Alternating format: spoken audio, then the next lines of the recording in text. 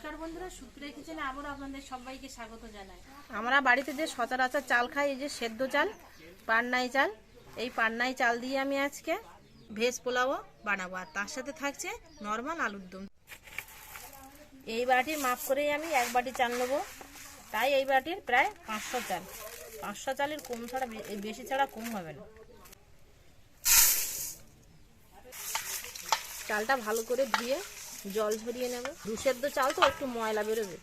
চালটা ভালো করে ধুয়ে জল ঝরিয়ে নিয়েছি। এই চালের মধ্যে আমি কিছু মশলা মাখিয়ে নেব। দিয়ে দেবো হলুদ গুঁড়ো, গরম মশলা গুঁড়ো, আদা বাটা, আর দিয়ে দেবো কাঁচা লঙ্কা বাটা, আর দিয়ে দেবো ঘি। এবার সব কিছু দিয়ে ভালো করে মিশিয়ে নেব। চাপা দিয়ে রেখে দেবো আধ ঘন্টার জন্য। এবার উনুনটা ধরিয়ে সবজিগুলো ভেজে নেব। কড়াই দিয়ে দেবো সাদা তেল, সবজিগুলো দিয়ে ভেজে নেব।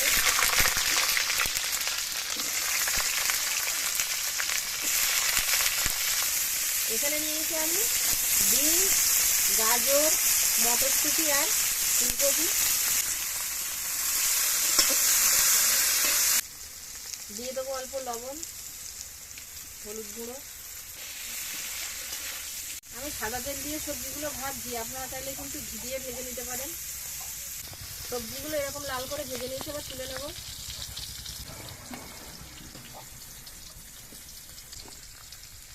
এবার আলু দমটা বানিয়ে নেবো। গামলা নিয়েছি, গামলায় মশলাটা ভেজে নেব। এখানে নিয়েছি কসুরি মেথি, হালকা একটু গরম করে নেব।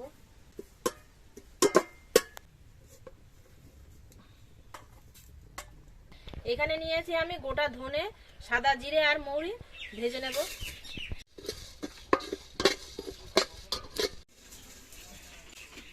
ভাজা মশলাটা ঠান্ডা হয়ে গেছে, গুঁড়ো করে নেব।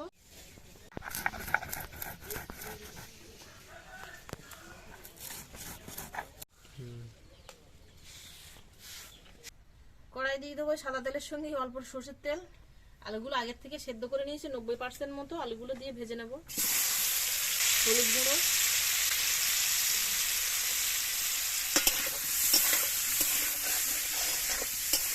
আলুগুলো ভেজে নিয়েছি, এরকম লাল করে তুলে নেব।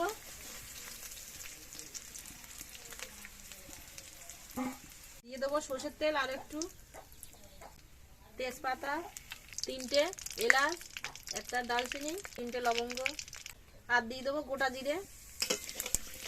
দিয়ে দেবো আদা বাটা, লঙ্কা বাটা, হলুদ গুঁড়ো আর লঙ্কার গুঁড়ো, দিয়ে দেবো লবণ, দিয়ে দেবো চিনি 1 চামচ। অল্প একটু জল দিয়ে মশলাটা কষিয়ে নেবো 1-2 মিনিট। মশলার গা থেকে দেখুন এই তেল ছাড়া শুরু হয়ে গেছে, 1-2 মিনিট কষিয়ে নিয়েছি। এবার এখানে আমি নারকেল বাটা নিয়েছি, নারকেল বাটা দিয়ে দেবো। আজকে আলুর দমের মধ্যে আমি টক দই ব্যবহার করব না, আর টমেটো পেস্টও দেবো না, খালি এই নারকেল বাটা দিয়ে আলুর দমটা রান্না করব। দিয়ে দেবো নারকেল বাটা।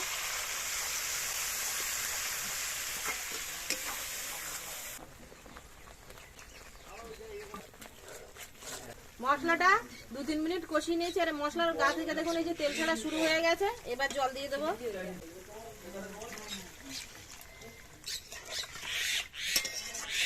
ঝোলটা ফুটে অনেকটা কমে গেছে। এবার ভেজে রাখা আলুটা দিয়ে দেবো। এবার ভেজে রাখা এই যে মশলার গুঁড়োটা দিয়ে দেবো। এখানে যে কসুরি মেথি নিয়েছি, মেথিটা হাত দিয়ে একটু এইভাবে গুঁড়ো করে নেব। আর দিয়ে দেবো গরম মশলার গুঁড়ো। বাটিতে অল্প উষ্ণ গরম জল নিয়েছি, আমল দুধ নিয়েছি, গুলে নেব।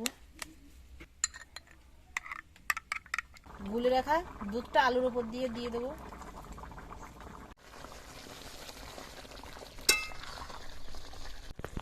আর একটু লবণ দিয়ে দেবো। আলু কষাটা এরকম গ্রেভি থাকবে, এই অবস্থায় আলু কষাটা নামিয়ে নেবো। আলু কষাটা হয়ে গেছে, একটু ঘি দিয়ে তারপরে নামিয়ে নেবো। মধ্যে দিয়ে দেবো অল্প একটু ঘি।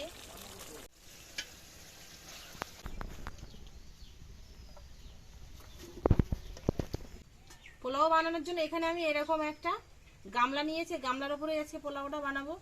গামলাটা বসিয়ে দেবো। দিয়ে দেবো সাদা তেল, আর দিয়ে দেবো ঘি। এখানে আপনারা হয় সাদা তেল না হয় ঘি, যে কোনো একটা ব্যবহার করতে পারেন, কিন্তু আমি দুটোই দিলাম। দিয়ে দেবো তেজপাতা, দুটো দারচিনি, 3টে এলাচ, 4টে লবঙ্গ। সবকিছু হালকা একটু গরম করে নিয়েছি আর একটা সুন্দর গন্ধ ছাড়া শুরু হয়েছে। এবার এর মধ্যেই আমি ভেঙে রাখা কাজু আর কিশমিশ দিয়ে দেবো। কাজু আর কিশমিশটা হালকা একটু ভেজে নিয়েছি। এবার এখানে আমি মশলা মাখানো চালটা দিয়ে দেব।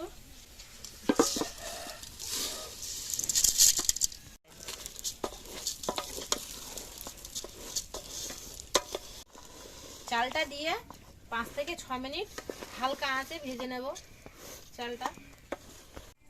এই বাটিটা আমি 1 বাটি চাল নিয়েছি। প্রথমে 2 বাটি জল দেব।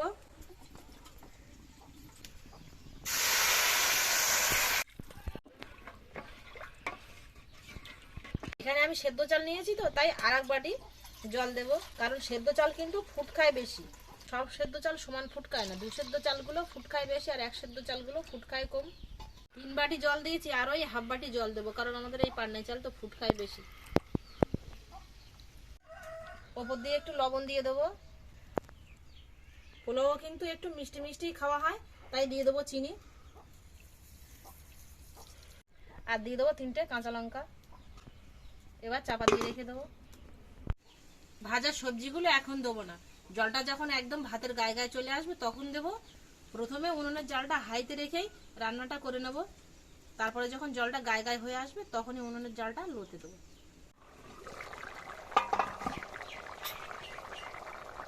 জলটা দেখুন ভাতের প্রায় গায়ে গায়ে চলে এসছে। এবার উনুনের জলটা আমি লোতে দেবো।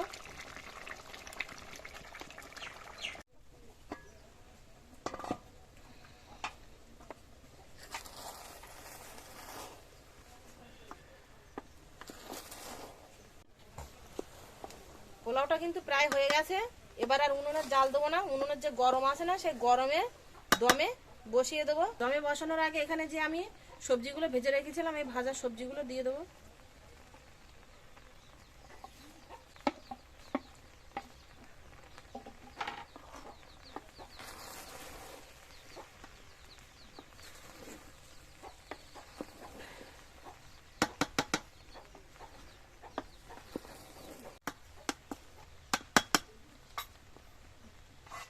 উনুনে আর জাল দেবো না, এইভাবেই দমে বসিয়ে রাখবো আরো 5 মিনিট।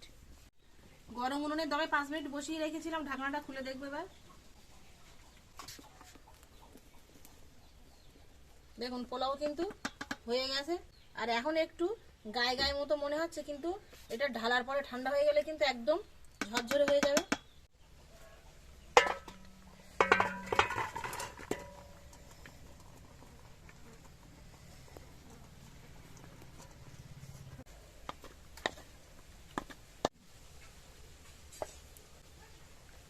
ভাতটাও দেখুন কত সুন্দর এই যে সেদ্ধ হয়ে গেছে, আর ভাতটাও কিন্তু ঝরঝরে হয়েছে।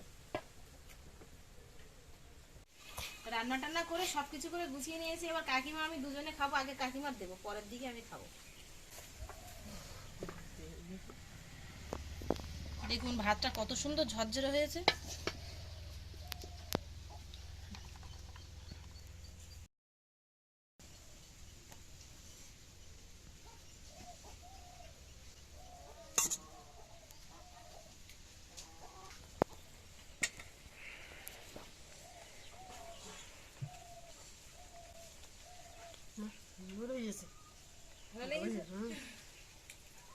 কাকিমার আগে দিয়ে এবার আমি খেতে বসবো, তুমি খেতে লাগো।